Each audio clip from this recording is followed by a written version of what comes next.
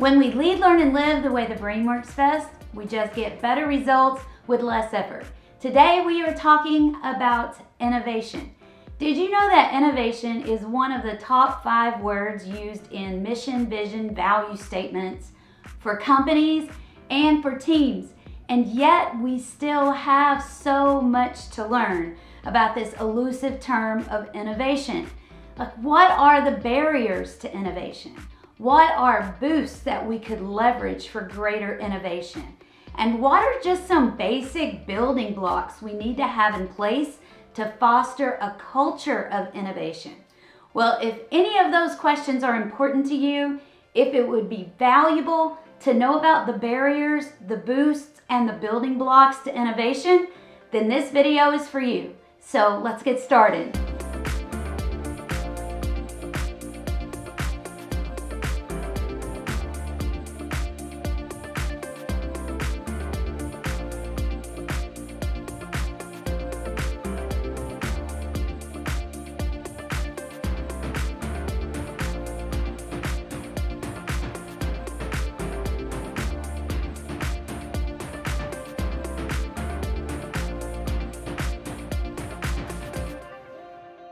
Hi friends, I'm Sherry Yellin. I'm the president of Yellin Group and I'm the author of Unforgettable Leadership.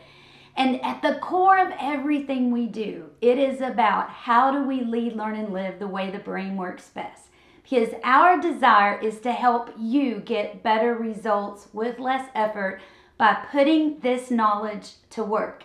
And never is there a more important topic to do that than this idea around innovation. So it is one of the top 5 words that's used in mission, vision, and value statement.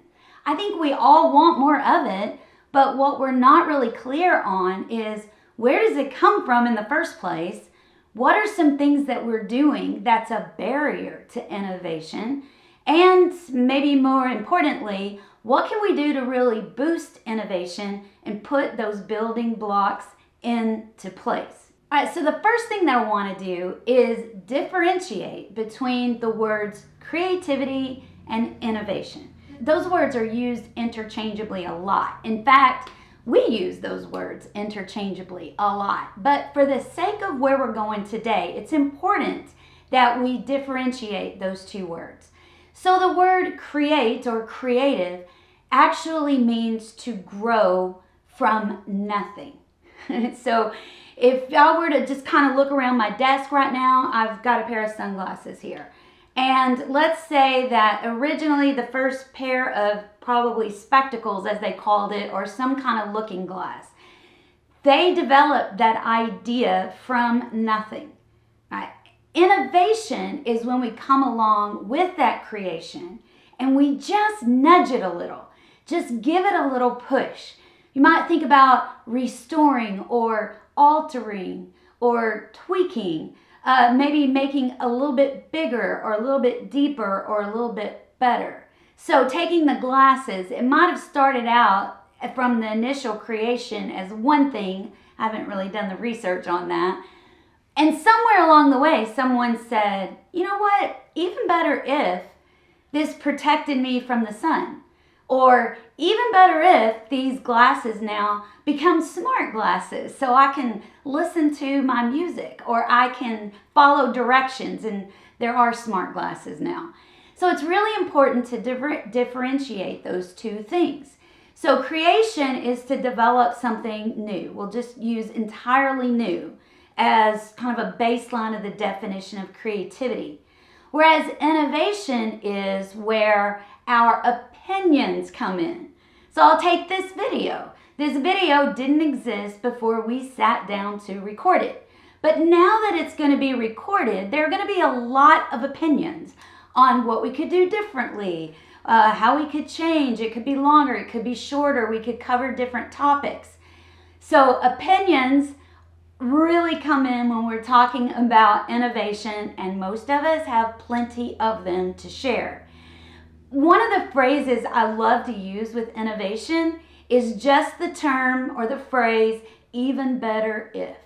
Like, asking that just about everything we do is going to lead us to innovation. So this process is working.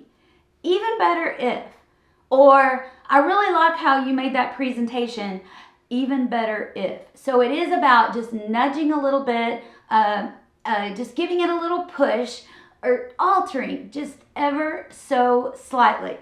Now, innovation and that continuous pushing is so important, because either we are looking forward and getting ready for the future, or we're left behind. Either we're growing and changing, or we're dying. And dying in our businesses means we're not relevant anymore, or we're not keeping up, or we're not ready when big changes hit. For example, March 12th, 2020. Thankfully, we were looking ahead at some things, and we were ready, or mostly ready, when the day hit where our calendars were instantly cleared. So innovation is absolutely essential. And knowing that it's absolutely essential, it also explains why understanding where innovation comes from is so important. So technology helps us with innovation, but first, before we can even use technology like our phone or our computer, we got to think about this technology. So innovation actually comes from a part of the brain called the prefrontal cortex. It's the part of our brain that's on average not fully developed until maybe 25 to 27 years old. It's the part of our brain that allows us to plan and think forward, to articulate our thoughts, to have a lot of self-discipline. But it's also the part of our brain that allows us to think bigger, to see various options. And when our brain is under threat, it shuts down that part of the brain.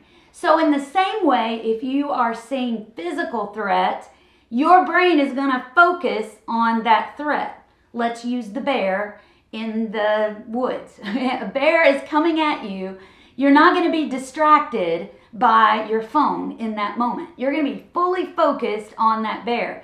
In a way, you get tunnel vision. But the same thing happens internally.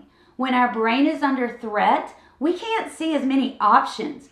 We can't see those opportunities to alter and push and see things just a little bit differently. So internally, the same thing's happening as what happens externally when our brain is under threat. Externally, our peripheral vision narrows. Internally, our vision narrows. We get tunnel vision and we just can't see. And so one of the most important things as we move through this today is thinking about how could we reduce threat. We always want to think about how could we reduce threat. I think that is the number one problem we get up every day to try and solve.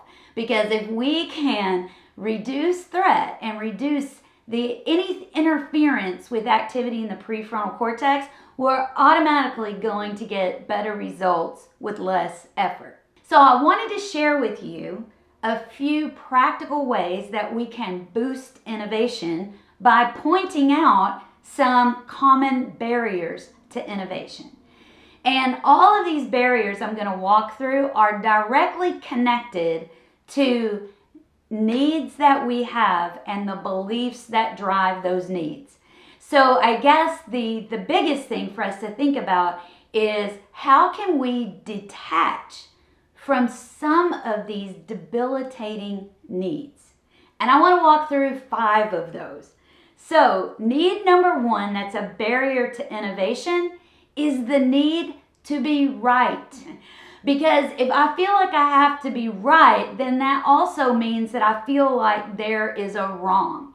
And if I get overly committed to being right, I lose the perspective of different opportunities for innovation. So I want to challenge you to think about, where are you holding on to being right? And what does it mean to you to be right? Is your worth as a human being tied up in your need to be right?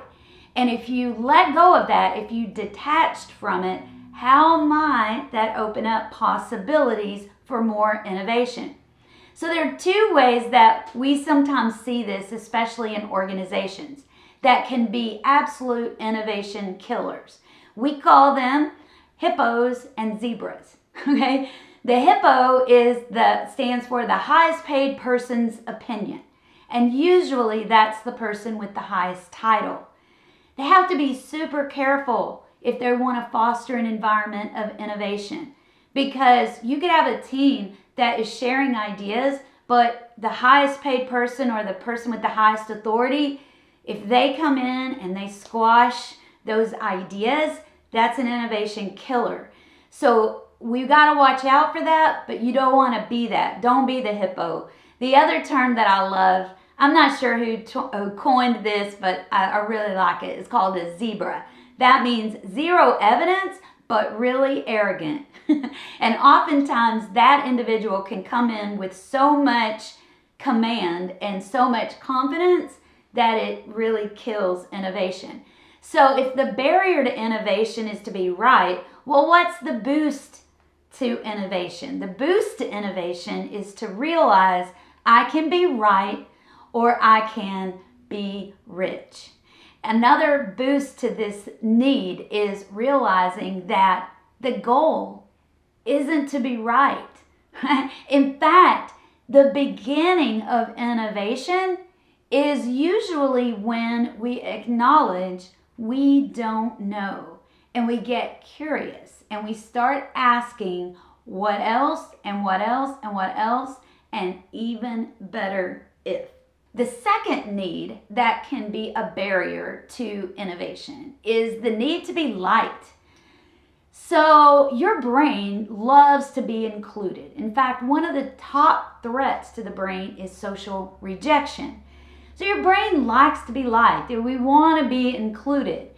But I want to challenge that need, because sometimes we've connected being liked with actually doing the right thing. And while we don't want to get up every day and not be liked, what we have to pay attention to is, where is my need to be liked interfering with real change and innovation? I'm going to give you an example of that. I started working with my coach around 2016, and it was a big investment of time and energy and money. And I was going to a workshop, and one of my first assignments was at the end of the workshop to offer free coaching session to anybody who wanted to sign up. I get to the end of the workshop, I get really uncomfortable, and I want to end the day being liked, so I don't make the offer. And I was in the Uber going to the airport, and my coach calls me and says, "How many people did you get to sign up?" And I said, "None," because I didn't ask. And he questioned that, "Why did you not ask?" And I said, "Well, I didn't want to come across salesy or make anyone uncomfortable." And his comment back to me was, "So instead, you made it all about you." And I thought for a minute, that can't be right. But the challenging of that idea is really true. I did make it all about me. The truth is, there were people in that room that really could have benefited from a coaching call, and I did not make that offer. I made it all about me. And for some of us who have this need to be liked, what we've got to do if we really want to boost innovation is realize we were not put on the planet to be liked. And that might make us uncomfortable. But the measure of success with innovation, sort of like above, we don't have to be right. Another measure of innovation might be that we get uncomfortable.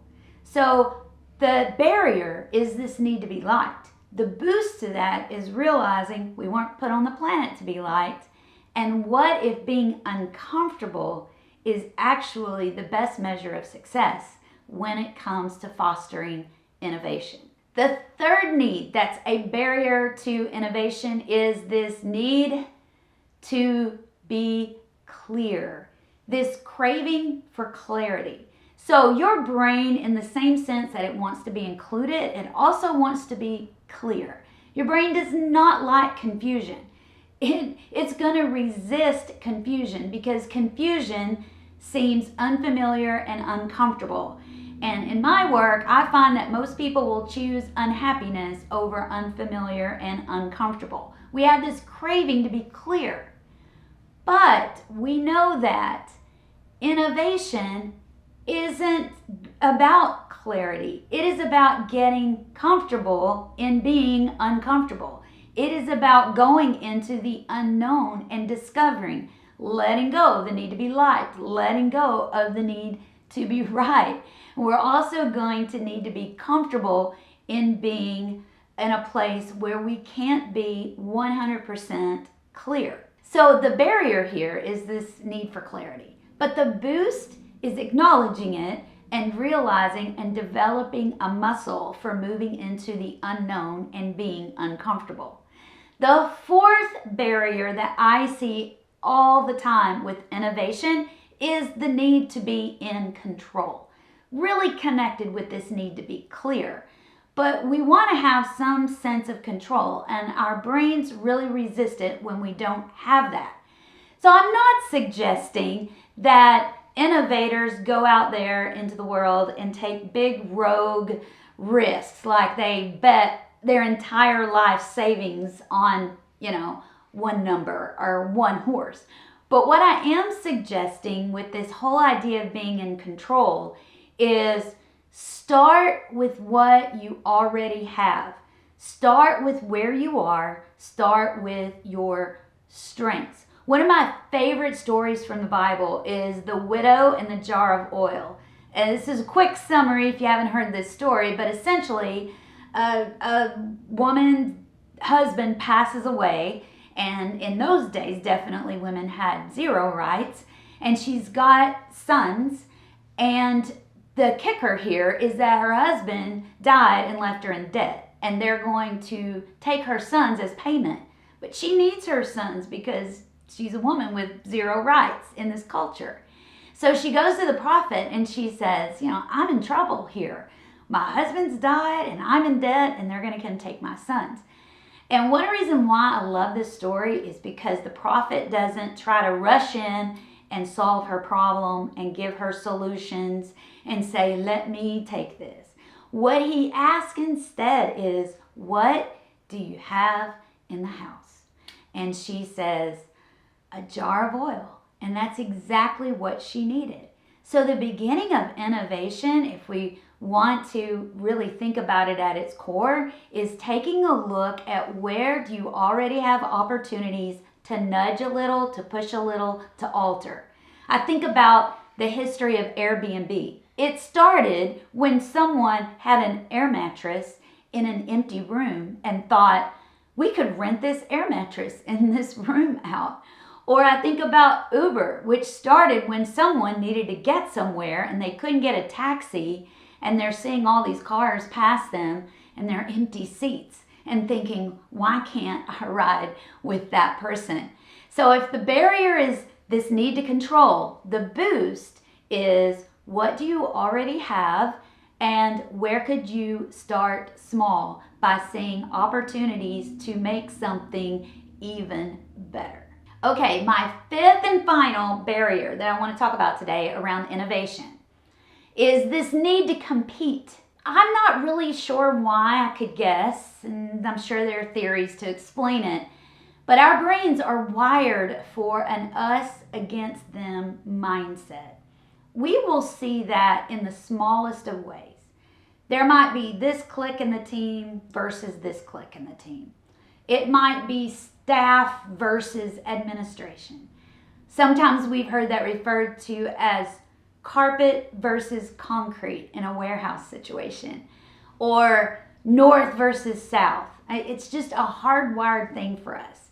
But what we have to realize is that is a barrier to innovation.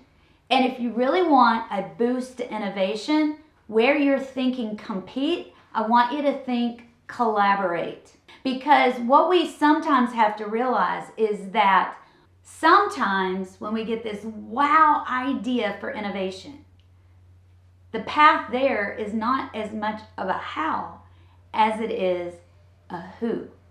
Who do you have in your experience? Going back to the story of the widow and the jar of oil, Not only did she use her own oil, but she went to all of her neighbors and gathered up pots. And so where you might be seeing competition, what might change in the area of innovation if you were to instead see that as possible collaboration or a possible partnership? All right, so innovation is absolutely essential for our individual growth, for the growth of our teams, for the growth of our organizations, for the growth of our families, for the growth of our world. And if we're not innovating, if we're not looking forward to even better if and looking ahead to the future, we are going to be left behind. So it's really important that we're taking a look at what are the boosts, what are the barriers, what are some building blocks of fostering a culture where innovation truly thrives. We've got to be able to detach from our need to be right. We have to be able to detach from our need to be liked. We have to detach from this need to be clear, to have absolute clarity at all times. We're going to need to detach from our need to be in control. And we've got to reevaluate this need to compete versus collaborate. And so the building blocks of leaders and the building blocks of teams and the building blocks of organizations that are truly going to benefit the most and be on the leading edge of innovation are the ones that address this and find those opportunities to replace those barriers with boosts. Boosts like, I don't need to be right. I could be rich. It's okay to be okay in the unknown. It could be, I don't necessarily need to be liked. In fact, I wasn't put on the planet to be liked. It may be that the measure of success and innovation is that it is uncomfortable, which is also leading into clarity. One of the boosts about overcoming this need for clarity is being okay operating in the unknown and then being in control. Where do we have opportunities to start small so it doesn't feel like we're so out of control? And then finally, this idea around collaboration over competition. In so many instances, people have this wow idea, and just before we start taking it on ourselves and seeing other people as competition, let's take a look at who can help us get there faster, how can we collaborate, where is there a potential partnership. So if you want more information around innovation, reach out to us. We're Yellin Group. Subscribe to our channel, share with others that you think would find this information valuable. In the meantime, let's stay committed to innovation, no matter what.